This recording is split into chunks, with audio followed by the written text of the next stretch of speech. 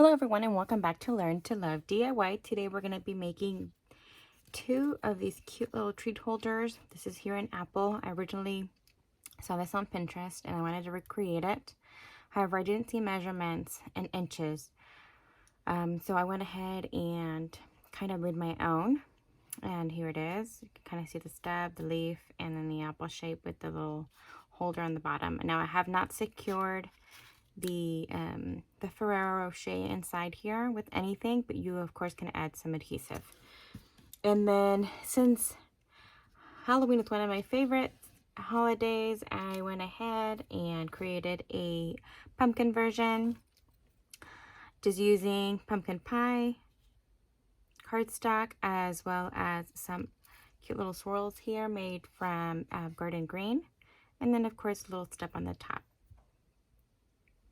So again, I just kind of went along with the same thing, just changed up the top portion just a tad bit.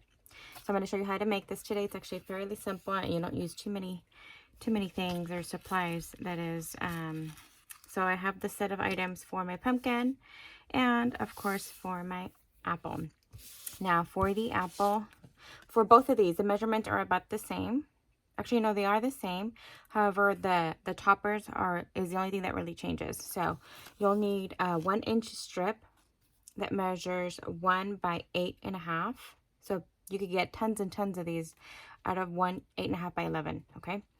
And then I went ahead and scored it at 1, and then 4 1/4, which is halfway, and then 1 on this end as well. But if you wanted to go in order, basically it would be 1, 4 1/4, and 7.5. Okay.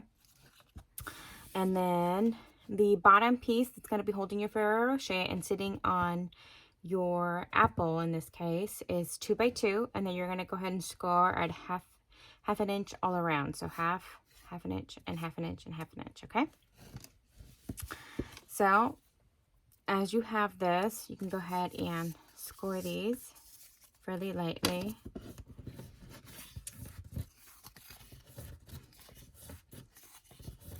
And we can recreate the box. And then these,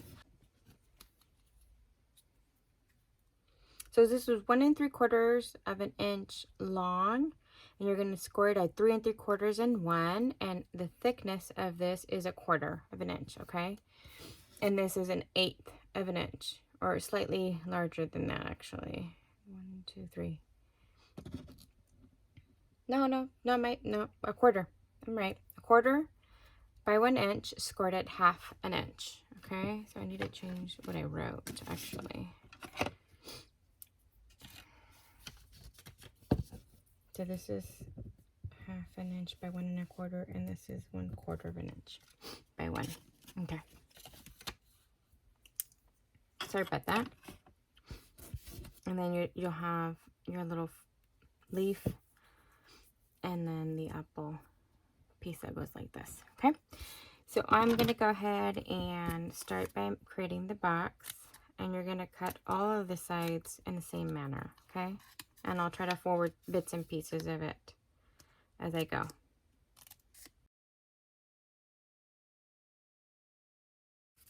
So then we're going to take our bone folder.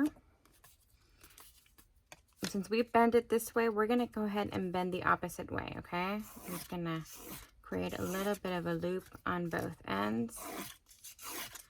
And this will create that shape for our apple, okay?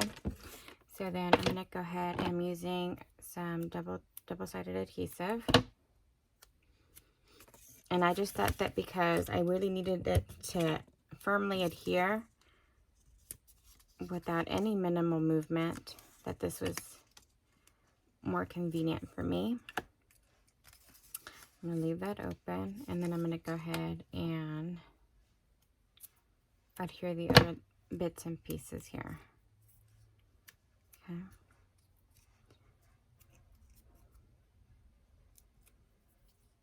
Okay, so I leave a little bit hanging here. I'm going to go ahead and close that on that, and then I'm going to do the same for this guy. Reading off of that piece. Now that I have both of these together, I'm going to go ahead, and you will need a stapler for this. Or you can, of course, use adhesive if that was your choice. And I'm going to try to make it sure that I get them in between the two, just so that I make sure that I got them very well. And you could do 1 or 2 staples there. And then I'm going to go ahead and just secure these to the 1-inch pieces together. Okay. You can go ahead and play with it and give it that shape.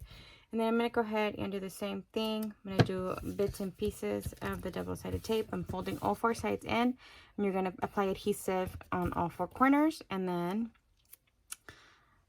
this guy will be ready.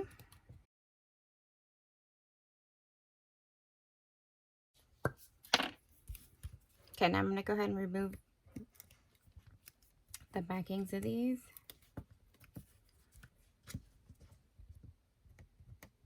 And if you have any leftover, just because sometimes it's hard to place them, especially on smaller areas, just fold over the adhesive portion. So for example, here I have a sliver of adhesive folding over, and I'm just folding them over onto the piece that'll be adhered to the box, okay? So now we're just gonna fold these in.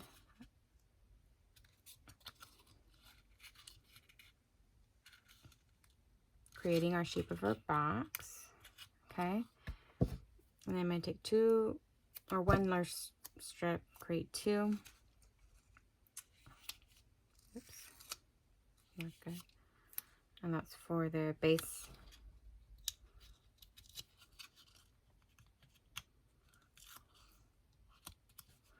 Okay, and then we're just gonna go ahead and place this in the center.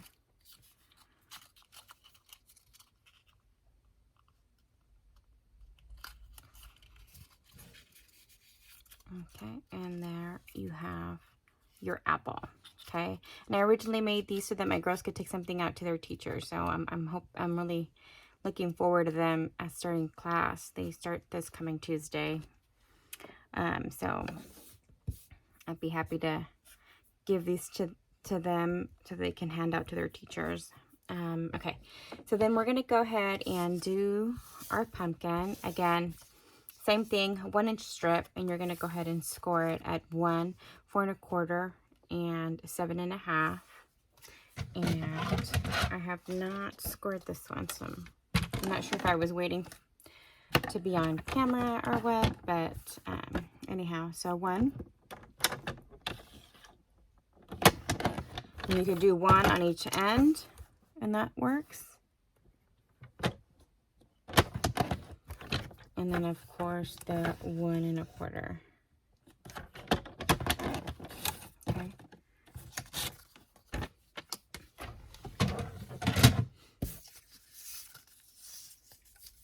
Okay. And then basically we're going to do the same thing. Okay.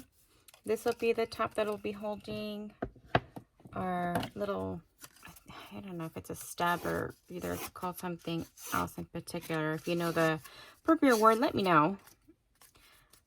And then at that same time, I'm going to go ahead and do this little swirl. So I just cut these out of a garden green, very, very tiny slivers out of leftover from when you have other projects you have leftovers. You can always use the little slivers. So basically a strip like this, I was able to make about 2 or 3 pieces, just depending on how thin you can cut with your scissors. I was going to try to use my trimmer, but I opted to do it by hand, so I used my scissors on it. Again, you could use your trimmer if that's the route that you wanted to go with, but I just used the scissors. Okay, and then I'm going to build a cute box. Same thing.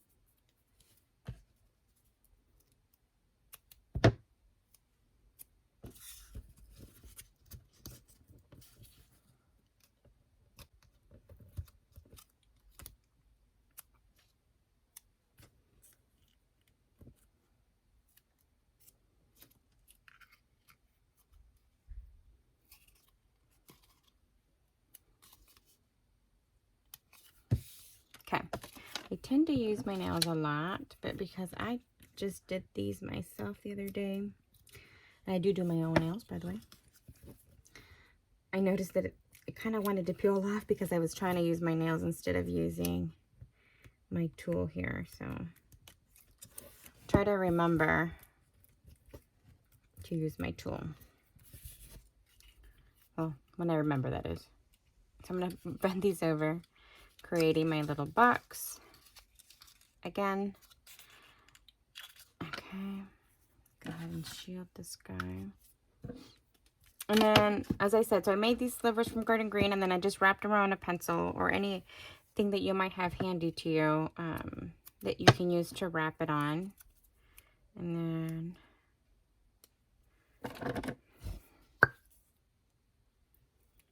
okay. And then, so I closed this one to create the little, call it a stub, and then I went over on both ends with that double-sided.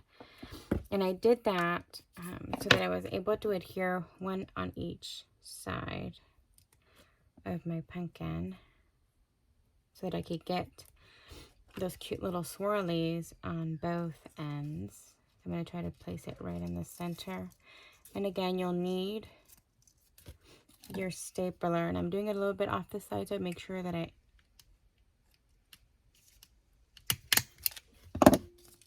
grab enough of the stem or the stub there of my pumpkin. And then I'm going to remove these guys.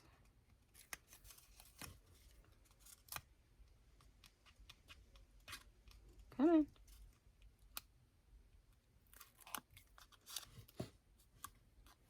Okay. And again, just lining these images as much as possible.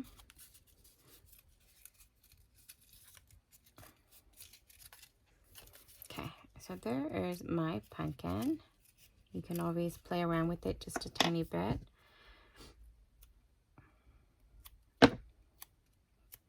Two more small pieces.